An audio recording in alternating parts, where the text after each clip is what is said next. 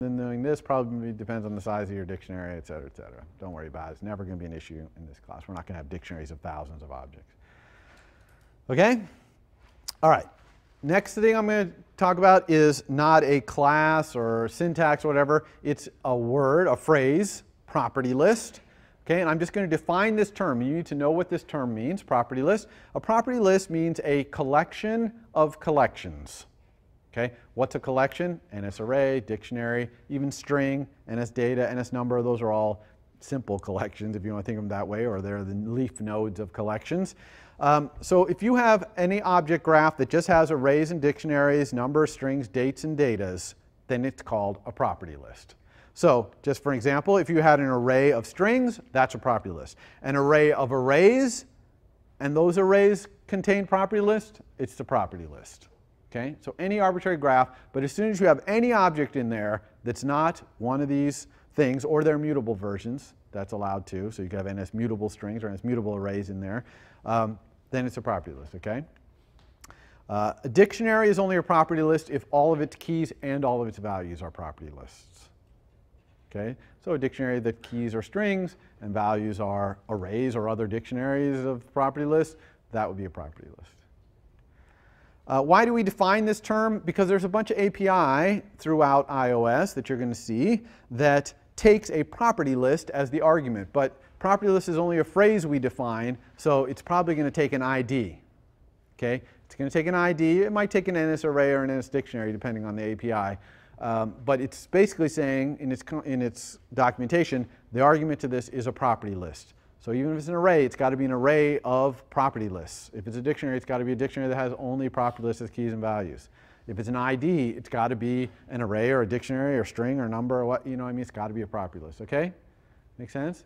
And in fact, I'm going to show you one class that only operates on property list, which is NSUserDefaults. So NSUserDefaults is this one shared dictionary, essentially, that persists even across application launching. Okay, exiting and launching. So it's like a permanent NS dictionary, kind of.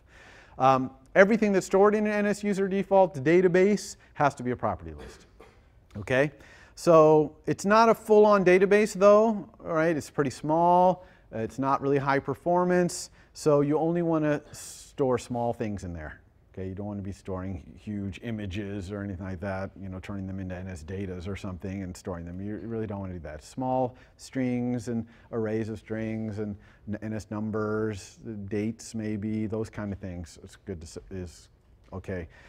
Its API, to access it, you call this class method on NSUserDefaults called StandardUserDefaults, and that will give you an instance that is shared across your entire application. It's like a global. Okay, there's only one of these things, and you send messages to it like this setArrayForKey. There's also setDoubleForKey, setObjectForKey. That object would have to be a property list. So it's kind of like a dictionary, but it has these extra methods like setDoubleForKey so that you can pass store primitive types in there without having to turn them into NS numbers first. It type check, it's kind of get the type checking of it versus just setObjectForKey where it doesn't know whether that's a double or not, et cetera. So some of this, because now we have the auto boxing, the @ parentheses, business, some of this API we don't really need that much anymore, but it's all still in there. Yeah. So let me just finish processing. So is this property list idea, does that have to cascade down through all of its sub? Yeah, so the question is, does the property list idea have to cascade down through all of the sub things? And the answer is yes. A property list, for it to be a property list, everything in the entire object graph has to be a property list, all the way down. Okay, no exceptions. And if you were to, for example, call setObjectForKey, and you passed it something that somewhere down a leaf node was a card, right, or some non-property list thing, this method would raise an exception and say that's not a property list. Okay, at runtime, so crash your program at runtime. The other thing to remember, though, is once you've gotten this StandardUserDefault instance and you've stored what you want, you have to call this method synchronize on the instance. Okay? So NSUserDefault, StandardUserDefault, synchronize. That's what makes it permanent. So you write a few things in a little batch and then synchronize. Okay? Don't forget to synchronize. If you were to set some things in there and your app crashed before you did the synchronize, it would not get saved. Okay? When your app launched again, it'll be gone, the stuff you put in there. Okay?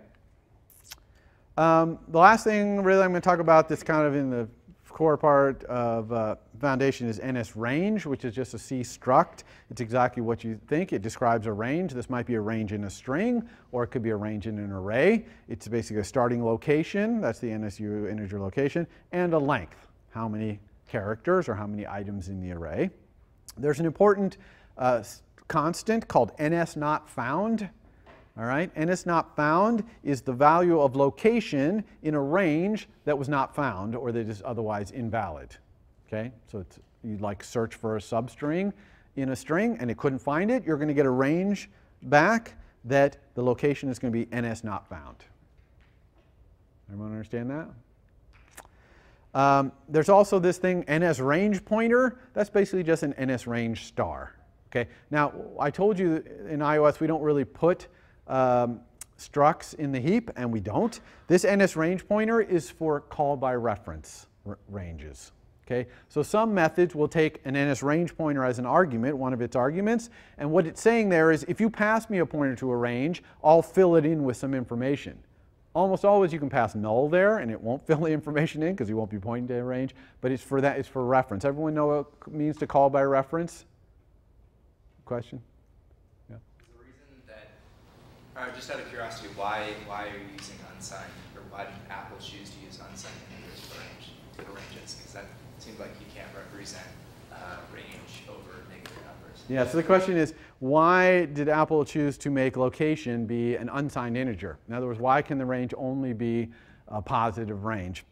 And I think the main reason they did that is, they designed NSRange for their own purposes, like ranges in arrays, ranges in strings. They never want to represent that. And I will bet you dollars to donuts, NSNotFound is either the maximum integer or it's minus, or it's whatever negative, which sometimes are the same thing, right? If you know how computer science works, a lot of times it's all the bits inverted. That's -1. That also would be at the end of the range. So I think it's just because they didn't need it for anything else, and they wanted to make their API clearer, possibly. I don't know.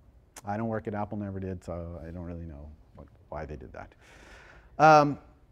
Okay, so that's really kind of it for the foundational stuff. I am going to talk about some more classes in Foundation, but first we're going to take a little detour and talk about a couple classes in UIKit. Okay, and those are colors and fonts. All right, so UI color, super simple class, represents a color. The color can be represented in so many different ways. RGB, red, green, blue, right? HSB, that's hue, saturation, and brightness.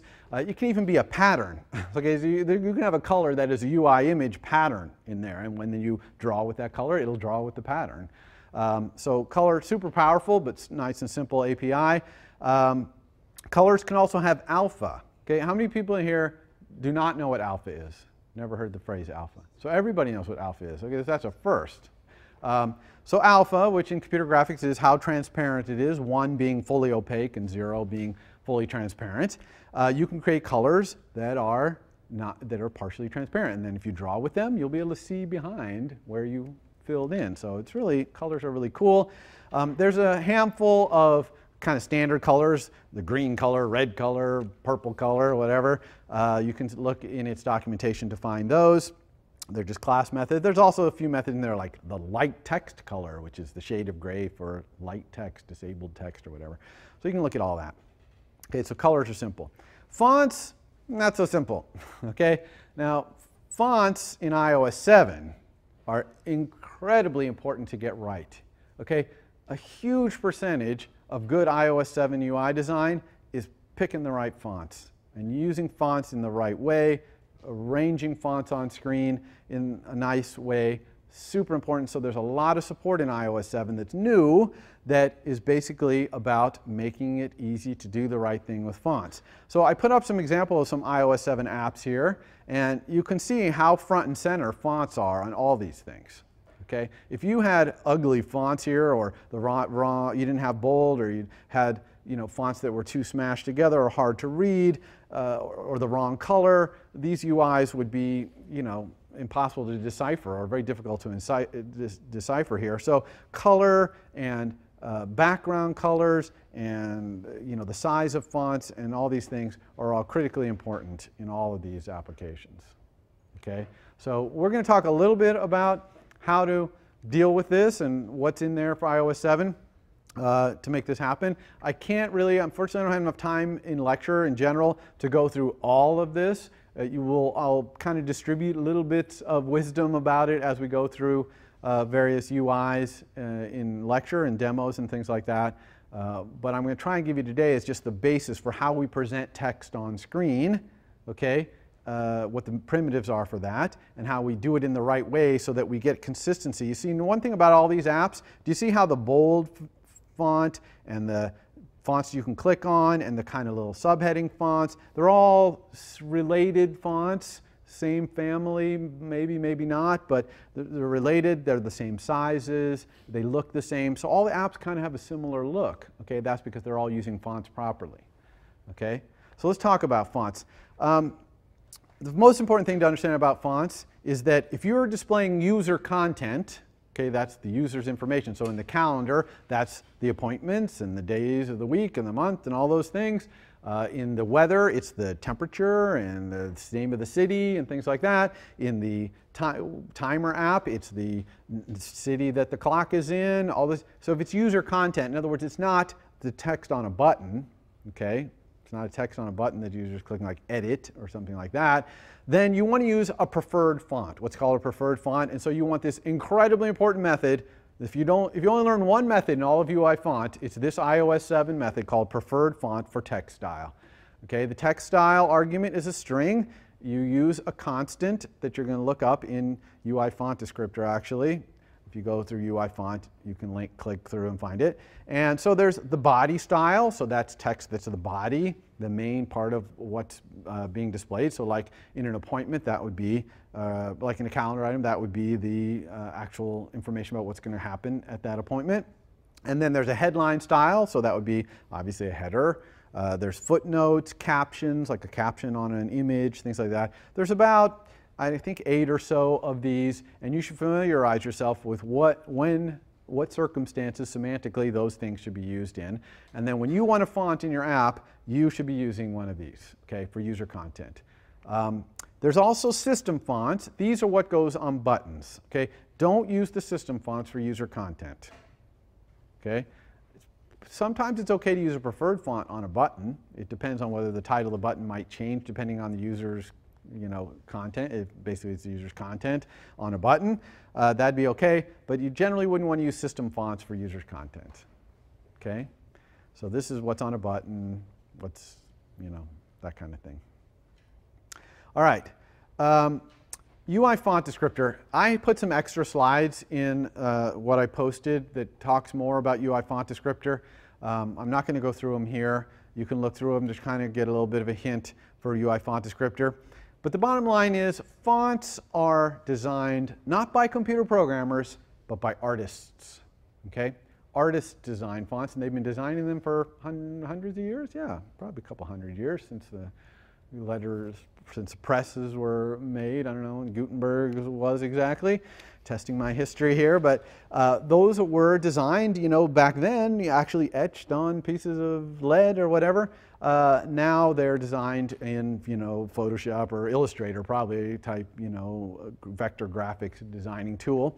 And the problem with that is that they don't fit what we computer scientists want, which is we want the bold version of this font. We want the italic version. We want the narrow version. Okay, unless the font designer actually designs a bold font or an italic font for a face, we don't get it. Okay, we don't get one of those. We could try and somehow smooch it up to look more bold, but that usually looks like bad. Okay, that does not look good. So UI font descriptor is new in iOS 7. It attempts to put categories on fonts that defy categorization. Okay, so